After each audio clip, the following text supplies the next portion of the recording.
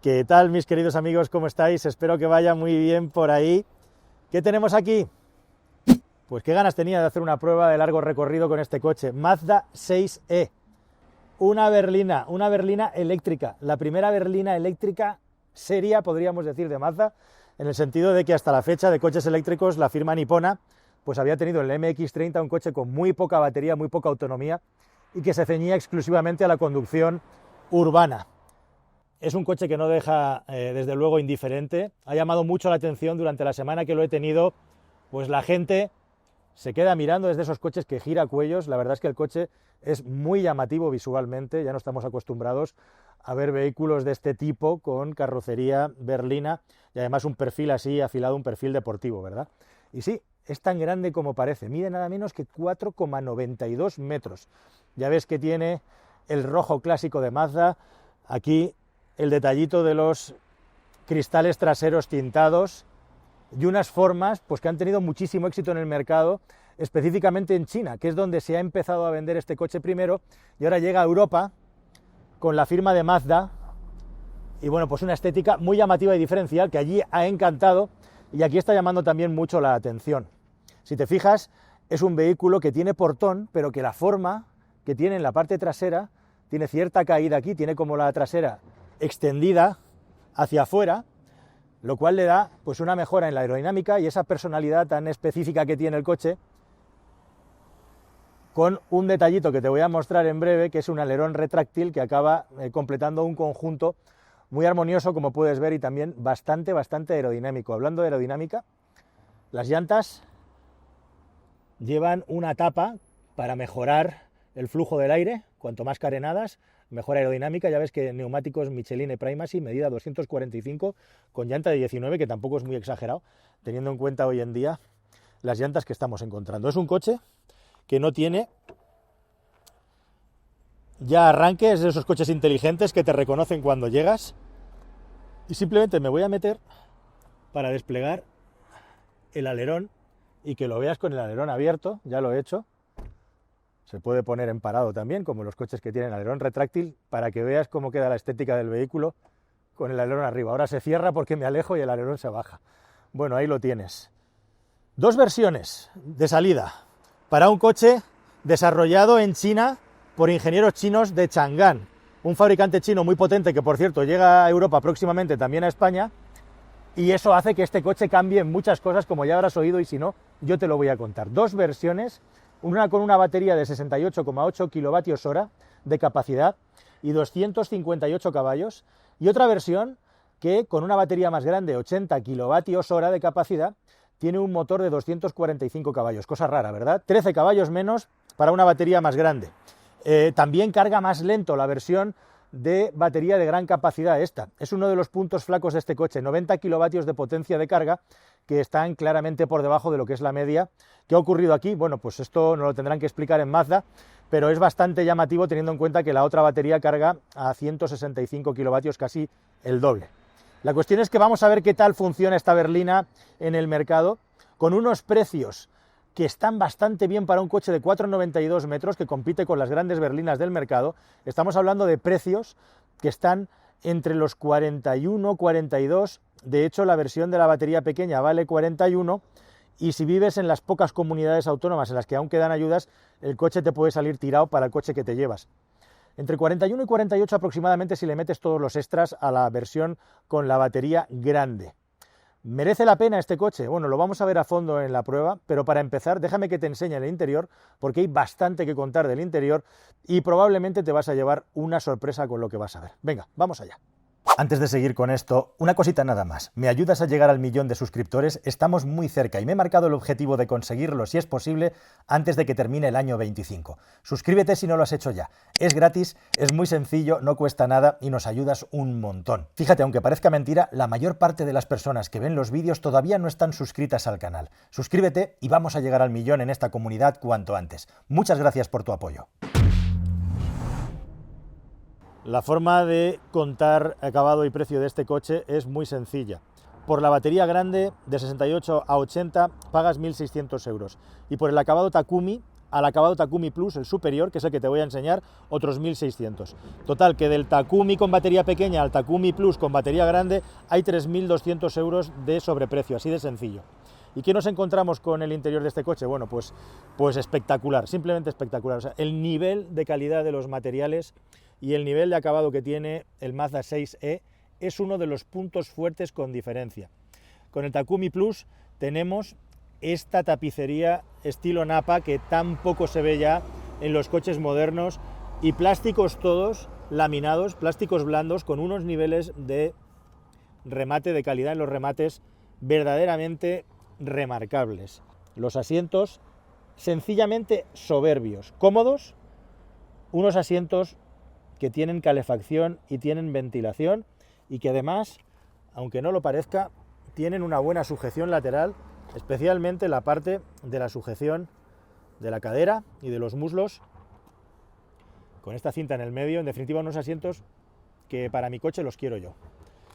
Un recubrimiento de piel sintética, como puedes ver, en el brazo central, y nos vamos a meter dentro. ¿Y qué tenemos aquí? El coche, por cierto, te reconoce y te enciende la climatización automáticamente. Pues sí, la voy a desconectar, y como puedes ver, para desconectar la climatización estoy utilizando la pantalla, porque Mazda se ha cargado completamente la filosofía de dejar las cosas con botones y con ruletas y ha sucumbido a la pantallita de marras. Ahora hay una pantalla para todo. Pero antes de que te cuente con detalle la pantalla y los porqués, vamos a echar un vistacillo extra. Como puedes ver, hay luces ambientales, algo que ya es muy típico en la mayoría de los coches. Un equipo de sonido Sony que suena especialmente bien, a la altura de lo que uno espera de un coche como este.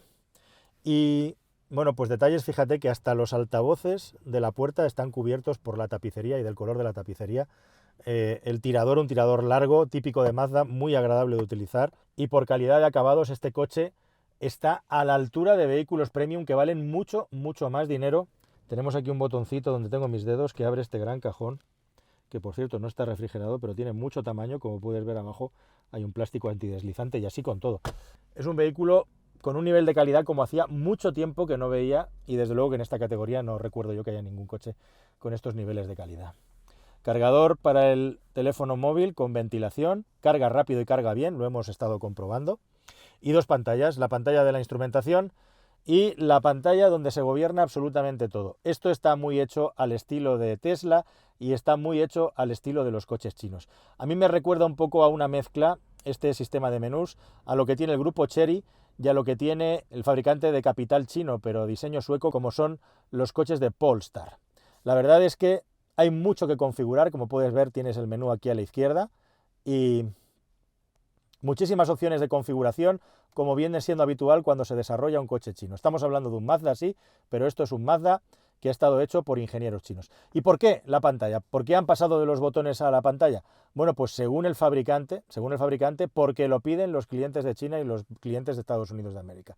Mazda es una compañía global y han decidido dar este salto. Veremos a ver qué tal les sale. No tenemos ni un solo botón, como puedes ver. Todo se maneja desde la pantalla y el warning está aquí arriba, junto con el botón de SOS, la llamada de emergencia, y ya está. Y el resto es todo absolutamente pantalla. Por suerte la pantalla no está nada mal, funciona muy bien, se ve muy bien, tiene cosas curiosas y llamativas, como por ejemplo que tenemos accesos directos, como puedes ver ahí, a funciones del coche que te permiten abrir el maletero, desplegar el alerón, plegar los retrovisores, e igualmente en el interior tenemos la posibilidad también de encender la climatización de los asientos, poder cambiar la configuración del head-up display. Sí, tenemos head-up display y funciona muy bien, y también la luz decorativa en el interior del coche, cambiar los colores. Ya la tengo a rojo en juego con el coche, pero la podemos cambiar en los colores que deseemos sin ningún tipo de problema. Tenemos además 3 modos de conducción, y en el modo personalizado, como te voy a enseñar a continuación, tenemos la posibilidad además de variar lo que es la retención. Tenemos más modos extra que te voy a enseñar a continuación, pero déjame que siga con el volante y con la pantalla de la instrumentación, una pantalla muy de estilo chino también. Ya ves el volante con este rebaje por debajo y la palanca de cambio puesta detrás del volante, la típica palanca que usan muchísimos fabricantes de coches y que en varias generaciones atrás de un fabricante como Tesla ya habíamos visto. Este apósito que tenemos aquí es la cámara que vigila al conductor, y luego tenemos la instrumentación, que es una instrumentación en la que, bueno, pues no está nada mal, se ven las grafías con suficiente calidad, tenemos muchos detalles del consumo, aunque nunca vamos a tener el consumo en tiempo real, lo podemos dividir entre 25 y 50 kilómetros, el medidor de presión, todavía no nos hemos movido, y déjame que te enseñe un detallito también, que es el de la autonomía. Estás viendo que pone DIN, hay dos formas de medir la autonomía, dinámico o WLTC, que no sé muy bien lo que es, supongo que será el ciclo chino.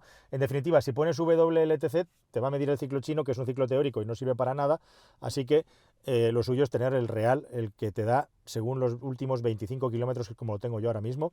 Eso quiere decir que estaríamos haciendo algo más de 400 kilómetros si partimos esto del 50 y lo multiplicamos por 2. ¿Qué es lo que te da este coche? Ahora hablaremos de conducción y de autonomía, porque es uno de los puntos fuertes también de este Mazda 6e. Bueno, el puesto de conducción la verdad es que está muy bien parido, asientos eléctricos, mucho espacio, aquí estamos hablando de un coche de más de 4,9 metros. Vamos a revisar un poco qué tal es la vida a bordo en los asientos traseros. Bueno, el ángulo de la puerta no es una cosa exagerada, podían haber dejado una puerta que se abriera un poco más. Como puedes ver, la tapicería sigue resaltando, es muy agradable de ver y mucho espacio para las piernas en las plazas traseras. Podemos estirar los pies un poquito, yo ahora llevo el asiento lo más bajo posible, si lo subo un poquito el conductor o conductora va a poder llevar el asiento además de un poco más arriba, dejando espacio para meter los pies, pero no hace falta, aquí uno va suficientemente cómodo. Y la cota, seguramente la cota menos agraciada de este coche por el tipo de carrocería que tiene, es precisamente la cota de altura. Si mides más de 1,85 m aproximadamente, hasta 1,84 m, 85 m, la cabeza aquí te va a llegar. Si no, te tendrás que deslizar un poco hacia abajo para que no te toquen el techo. En definitiva, espacio hay, pero como vehículo berlina, pues tiene limitación respecto a los coches SUV que estamos viendo normalmente por la parte superior. Un climatizador bizona en el que podemos directamente cambiar no solamente la temperatura, sino además mover el asiento del acompañante en caso de que no vaya nadie, que vayas aquí con tu chofer, pues ahí mueves el asiento del acompañante. No lo ves todavía, pero ahora sí. Toma USB-C aquí en la parte trasera y bueno, pues ves la trasera también de estos asientos y un poco lo que es la vida a bordo. Ya ves que tiene un diseño muy minimalista, pero que con todos estos detalles y con este color tan cálido marrón claro, pues queda un coche muy agradable a la par que vistoso en el interior. Como no puede ser de otra manera, el suelo es completamente plano, ahí lo tienes. Bueno, maletero. Esto es divertido porque el maletero inicial que Mazda comunicó era erróneo. No puede ser que estos sean 300 y pico litros, es imposible. Al final se ha quedado oficialmente en alrededor de 430 litros, que puede ser algo más si quitamos una bandeja que, como puedes ver, está articulada en dos.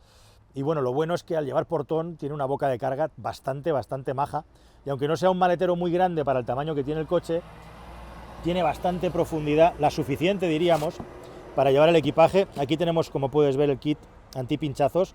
No hay posibilidad de tener un segundo fondo y esa tapa está fija. Y por lo menos, como puedes ver, holgura para meter objetos queda. Y aunque no hay mucho espacio por encima de la tapa del maletero, podemos tener un poco más de desahogo quitándola. Y luego además, lo interesante, lo bueno, es que tenemos un maletero también delante. Otro detalle que me ha gustado del coche es que este maletero, te lo voy a enseñar en el garaje de casa mejor, aunque no se vea muy bien, la forma que tiene el maletero y cómo abre, fíjate, lo vertical que sube y que no sobresale nada, te puedes arrimar muchísimo a la pared, que el arco que hace el maletero para abrirse no es muy grande, con lo cual prácticamente con el coche pegado a la pared lo puedes abrir sin golpearla, lo cual es una gran ventaja cuando dejas un coche de esta longitud en una plaza de parking donde ya van a quedar justitas por el tamaño que tiene. Y luego, si te parece, vamos a acercarnos al maletero frontal para que tú y yo podamos comprobar exactamente cuál es el espacio que tiene. Aquí tenemos la palanquita, lo abrimos. ¿Y qué tenemos aquí? Bueno, pues nos han dejado un protector, cable y demás, pero tenemos 72 litros en este cubo. Aquí cabe perfectamente. Nos han dejado aquí un portaobjetos, una cesta. Esto es un extra que tiene el coche. Con tu permiso lo vamos a sacar en tiempo real para que veas el espacio real que tiene este maletero frontal, en el que, como te estoy diciendo, como te estoy contando, directamente una maleta de avión cabe sin ningún problema y un par de mochilas también, y además tiene un segundo cajón debajo Con lo cual aquí tenemos un desahogo en el que podemos colocar una o dos maletas incluso, si no son muy grandes, de las de cabina de avión. Con todo esto, al final, el coche tiene más de 500 litros de maletero y realmente sí que se puede viajar con él, gracias precisamente a que tenemos el maletero frontal. ¿Estás pensando en comprar un automóvil nuevo? Pues entra en carwow.es y ahorra más de 4.000 euros de media. Entras, configuras uno o varios modelos y ya está. Vas a empezar a recibir ofertas gratis y de concesionarios directamente en el dispositivo que elijas. Pero ojo, tranquilo, no te va a molestar nadie. Solamente contactarán contigo cuando tú tomes la decisión. ¿Tienes dudas entre varios modelos? Es normal. Entras en carwow.es y miras las reviews. Probamos todos los coches y cómo se actualizan y te lo contamos de la manera más detallada y honesta posible. Infórmate, elige y ahorra con carwow.es. Es tan cómodo como ponerse el cinturón en este coche. Y ahora a seguir disfrutando del vídeo. Venga, vámonos. Al volante. He utilizado este coche esencialmente para lo que está concebido, una berlina larga de 4,92 metros. Es un vehículo para viajar, ya sea solo o con la familia acompañado, para hacer largos viajes, porque está concebido precisamente para que 4 ocupantes viajen aquí con mucho confort. Y eso es lo que estoy haciendo. Y claro, dices, ostras, esto es un coche eléctrico, ¿qué pasa con la recarga? ¿Qué pasa con la autonomía? Bueno, pues es un coche con un consumo bajo. En términos absolutos es un coche con un consumo bajo. Desgraciadamente tenemos pocas oportunidades de poder conducir berlinas eléctricas. En el pasado lo he hecho principalmente con los coches de Tesla, pero también con el BMW i4, y siempre me han transmitido muy buenas sensaciones en lo que se refiere a, pues eso, que puedes viajar ya con cierta holgura a partir de cierto tamaño de autonomía. Estamos probando la versión con la batería grande de 80 kilovatios hora de capacidad brutos, 70 y algo netos, y con esta capacidad de batería, circulando a velocidades no precisamente de pisar huevos, es decir, yendo a 120, incluso cruceros de 130, los 400 kilómetros son alcanzables. Te voy a ir poniendo algunos pantallazos para que veas autonomías y sobre todo consumos medios que he ido registrando a lo largo del uso del coche, y normalmente han oscilado entre los 15 y los 18 kilovatios hora. Para la conducción que yo hago, que es un poco más ligera de la media del tráfico en un coche eléctrico, estamos hablando de 18 kilovatios hora siempre para circulación a unos 130 kilómetros por hora de crucero, lo cual está realmente bien. ¿Hay algún coche que gaste algo menos? Sí, puede ser, pero es curioso, es llamativo, y os hablo de mi experiencia personal de una manera 100% honesta. Como este coche en teoría tiene autonomías homologadas claramente más bajas que los coches de Tesla, pero luego en la carretera yo no he notado tanta diferencia a la hora de consumir a determinados ritmos. Y ya aparecerá el dueño del Tesla que me dice, como me dicen las redes sociales, que el suyo gasta 14-15 en las condiciones de las que yo estoy contando, y no se lo voy a negar. Yo os hablo de las experiencias que yo he tenido con los coches. Es un coche muy bueno, estamos hablando de 4,92 metros. Este coche está más cerca de un Model S que de un Model 3. Sin embargo, por precio está más cerca de un Model 3 que de un Model S. Y es un coche que para circular por carretera, para hacer kilómetros, es extraordinario, ¿verdad? Tanto que hablamos de los coches eléctricos y los problemas para viajar. Esta es la vida de este coche. Bueno, habrá quien se lo pueda comprar, lo piense para comprar, para llevar a alguien en plan chofer o como taxi, ¿no? Pero es un vehículo con el que se puede viajar como coche eléctrico por lo aquilatado de los consumos. Eso habla bien de su sistema eléctrico, y sobre todo lo que habla es de lo bien que le sientan a los coches eléctricos una aerodinámica buena, teniendo en cuenta lo sensibles que son los coches eléctricos a la velocidad, a las condiciones del viento y etcétera. Una aerodinámica de calidad hace que los coches eléctricos sean mucho más utilizables en carretera. Más de 400 kilómetros son perfectamente factibles en esta versión, que ya es una distancia respetable, y que en mi caso particular, en mi caso personal, cuando salgo de viaje, cuando salgo de ruta, salvo algún viaje que hago al año de más de 500 kilómetros, cubriría todos los espectros de lo que yo hago como conductor en un año habitual, siempre hablando en el plano personal. En el plano profesional, si pasamos de esas distancias, pues si voy solo me suelo mover en AVE o en avión. En familia no suelo hacer más de 400 kilómetros más que 3-4 veces al año, en los que hago entre 500 y 600. Bien. Segundo punto, rodar del coche. Hemos visto cómo este es un coche que tiene una calidad constructiva que, bajo mi punto de vista, está por encima incluso que el de algunas marcas premium. La más clara, la comparativa más clara y directa es con Mercedes-Benz y su costumbre de llenar los coches de pantallas y luego de plásticos que están bien rematados, tienen un tacto y un aspecto bueno, pero desde luego está lejos de lo que uno tenía en la cabeza que era Mercedes, ¿no?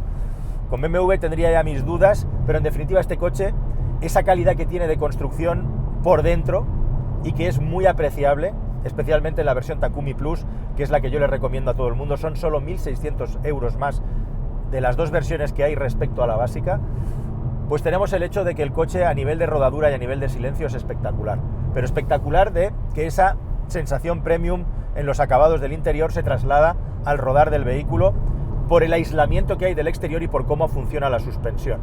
Desde luego este es un coche que no está pensado, aunque su aspecto es el de un coupé de 4 puertas, no está pensado para ser un vehículo deportivo ni que te dé unas sensaciones en curva como te puede dar un Taycan o un Porsche Panamera, tampoco un BMW Serie 5, no llega a esa altura a nivel de conducción, pero por contra en confort de marcha en carretera, por cómo aísla de los baches, tiene ese tacto típico de coche eléctrico en el que cuando pasas por un bache, el coche no tiene un tacto fofo, tiene más bien un tacto duro, pero luego está muy bien aislado.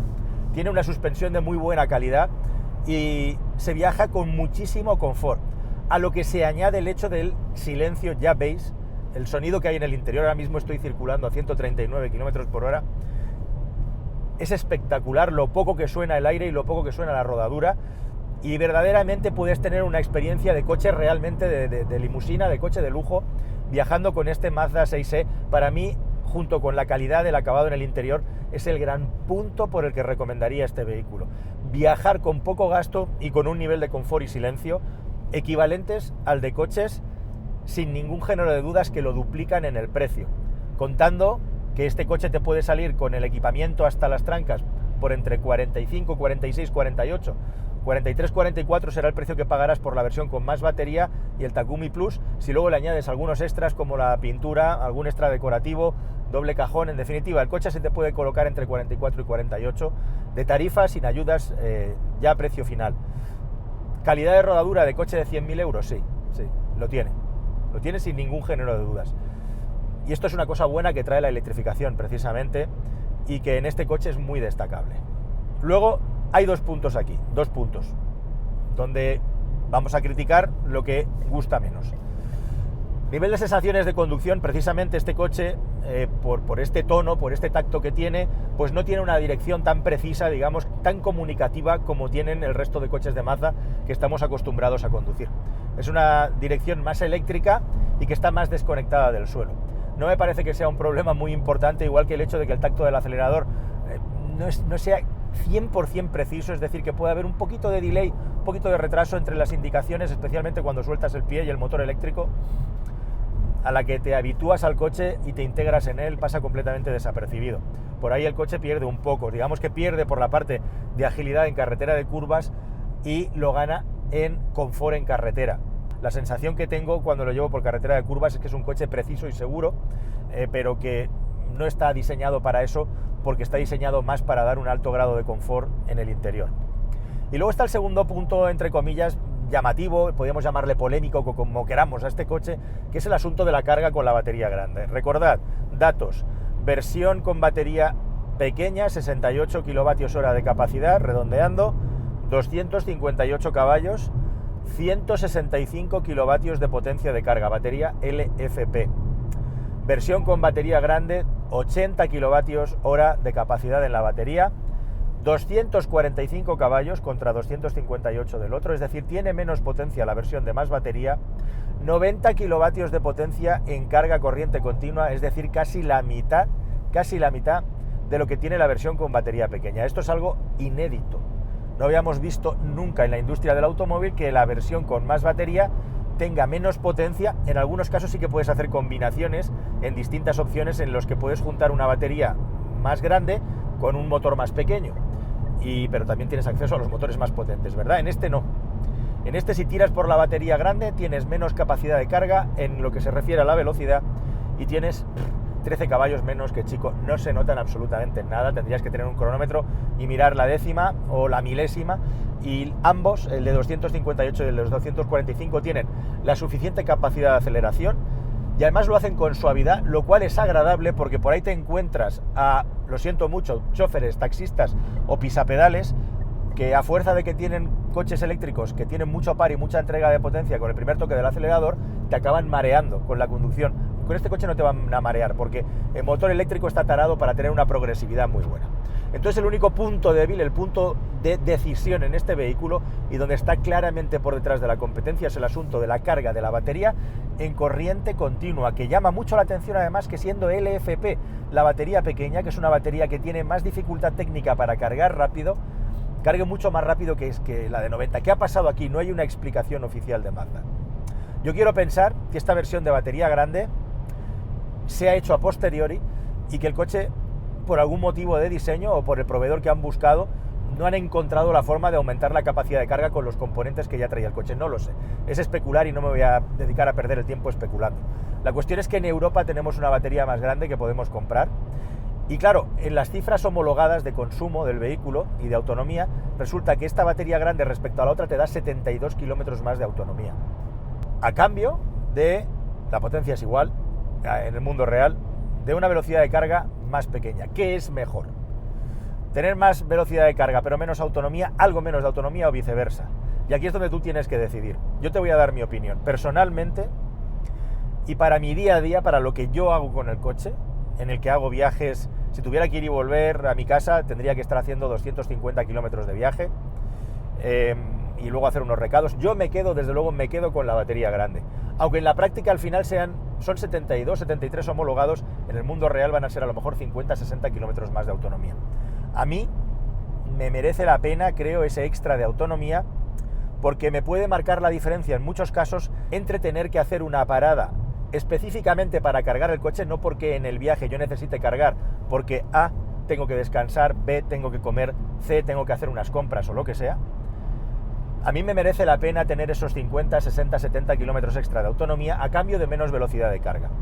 A 90 kilovatios de potencia el coche tampoco es que cargue como una tortuga, y lo bueno de eso es que en muchas ocasiones, según he estado utilizando el coche, he conseguido, gracias a ese extra de autonomía que me da el coche, gracias a que además gasta poco, ponerlo a cargar cuando el coche está en casa, cuando me he ido al súper a hacer la compra, que voy a estar 20, 25 minutos, o cuando tengo que parar a hacer una comida, porque me toca, y son momentos en los que siempre voy a gastar 20 minutos, media hora como mínimo.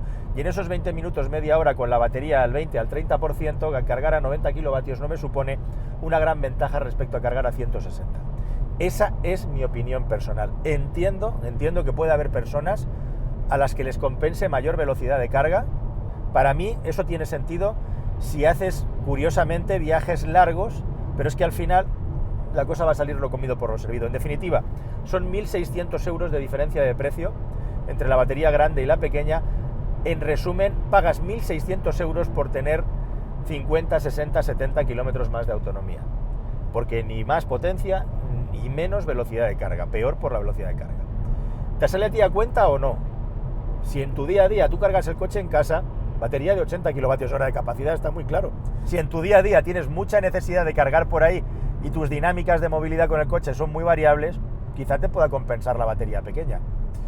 Y hasta aquí puede llegar mi reflexión, porque ya entramos en los pequeños matices de la vida de cada uno en los que yo no puedo entrar puesto que los desconozco. Te hablo un poco desde el punto de vista de mi experiencia y de mi visión. Y hasta ahí puedo llegar en esa reflexión.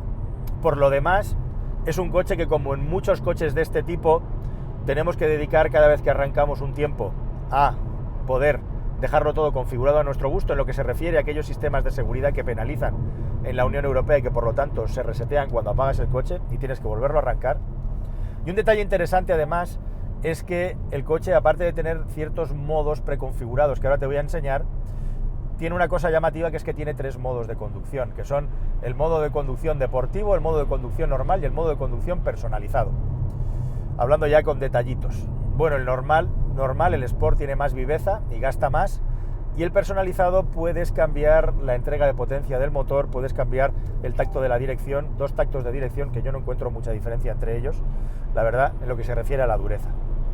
La cuestión es que, de una manera muy llamativa, el coche no permite variar la frenada regenerativa en el tacto, en la posición de conducción normal y en la posición de conducción Sport. Solo permite variar la frenada regenerativa en la posición personalizada. Con lo cual, en la práctica, pues vas en personalizado siempre. Si es que, ¿qué más da? Si es que si quieres la potencia entera, le pegas un pisotón al coche y te la da inmediatamente. 175 de velocidad punta, por cierto. A partir de 120, 115, la aceleración es más modesta. Lo bueno de llevar el coche en la configuración de conducción personalizada es que además de las 2 estrellitas que tenemos en el volante, que son botones, como te he enseñado, una de ellas la puedes dedicar a la regeneración de la frenada. Con lo cual, en lugar de llevar aquí unas levas, simplemente pulsando el botoncito, que es muy cómodo, como estoy haciendo yo ahora, clac, clac, clac, varías entre los 4 puntos de frenada regenerativa. A mí me gusta muchísimo llevarlo siempre en la frenada regenerativa más baja y que sea mi pie y no el coche el que regenere energía, porque creo que lo puedo hacer mejor que el coche. Es una cuestión de gustos igualmente. Este coche que tiene tan buena aerodinámica y que desliza tanto, me llama mucho la atención lo bien que desliza, a pesar de que hay Mercedes y Teslas que en teoría le ganan en alguna décima en el CX. Es una absoluta gozada. Es que en muchas carreteras en las que hay cuesta abajo, en estos toboganes que tenemos en España constantes, sueltas el acelerador y dejes que el coche deslice y pisas el freno si es necesario. Es una gozada. Se puede uno mentalizar y divertirse incluso jugando a hacer que el coche deslice para gastar lo mínimo posible. Bueno, queridos amigos, pues todo esto es lo que te puedo contar, lo que he visto y aprendido, lo que me ha gustado más, lo que me ha gustado menos de este magnífico Mazda 6e. Veremos qué tal lo recoge el mercado. Las berlinas siguen siendo pues un pequeño misterio, aunque Tesla lo ha conseguido con el Model 3, ha conseguido hacer de ese coche un superventas, que ahora tiene un precio espectacular, y justamente contra ese coche es con el que tiene que luchar ahora el Mazda 6. Tiene un precio claramente superior, pero también muy buenos argumentos en lo que se refiere al equipamiento, a la calidad del interior y a la calidad de rodadura que tiene, que está claramente por encima de la del Tesla Model 3. El Tesla Model 3, eso sí, un coche claramente más deportivo en lo que se refiere en conducción, fuera de lo que son las vías más largas, que es en las que más provecho le vas a sacar a uno y a otro. Nada más, querida familia. Espero que te haya gustado el coche y la prueba, o por lo menos la prueba y el análisis, y nos vemos en un próximo vídeo que espero que sea más y mejor. Hasta el siguiente, familia. Adiós.